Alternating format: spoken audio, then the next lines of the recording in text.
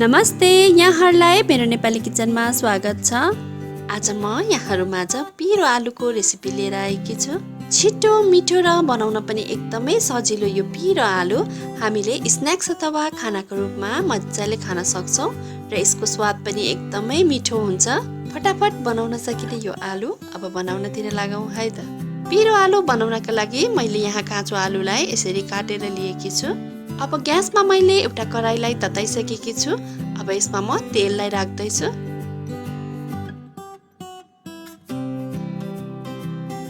अब तेल तातेपछि यसमा मैले आलुलाई राखे।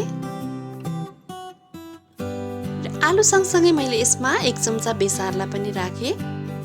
अब मिडियम फ्लेममा हामीले आलुलाई बेला बेला चलाउँदै फ्राई गर्दै जानुपर्छ।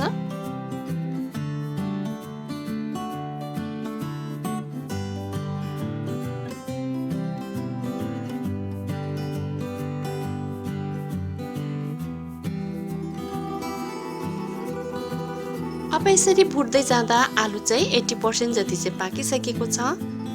अब चाहिँ हामीले यसमा स्वादअनुसार नुनलाई पनि राख्नुपर्छ र 1 चम्चा चिल्ली फ्लेक्सलाई पनि मैले यहाँ राखे। हजुरहरूले चिल्ली फ्लेक्सको ठाउँमा चिल्लीको पेस्टलाई पनि राख्न सक्नुहुनेछ। 1 चम्चा जिरा धनियाको धुलोलाई राखौं। आधा चम्चा टिमुरको धुलोलाई पनि मैले यहाँ राखे। यति मसला राखिसकेपछि अब हामी एकछिन फेरि यसलाई भुट्छौं।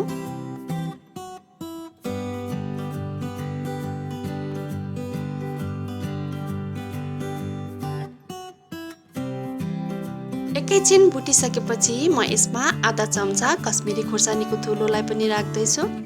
यसले चाहिँ स्वादको साथसाथै कलर पनि राम्रो दिन्छ। र आधा चम्चा भुटेको सेतो तिलको धुलोलाई पनि मैले यसमा राखे। यसले पनि हाम्रो यो आलुको स्वादलाई एकदमै मिठो बनाउँछ।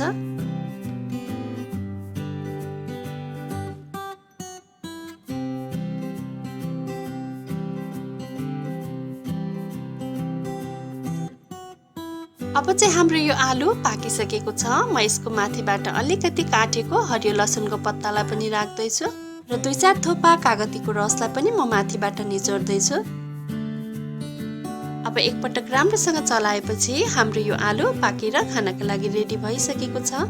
अब म ग्यासको फ्लेम पनि अफ गर्दै छु। अब यो मिठो पिरो चट्ट परेको आलुलाई हामीले सर्भ गरेर खाजा अथवा खानासँग पनि खान सक्छौं। हजुरहरूले पनि छिटो मिठो बनाउन सकिने यो पिरो आलु घरमा अवश्य पनि ट्राई गर्नु होला। यहाँहरूलाई मेरो भिडियो कस्तो लाग्यो, मन पर्यो भने लाइक, कमेन्ट र शेयर अवश्य पनि गरिदिनु होला।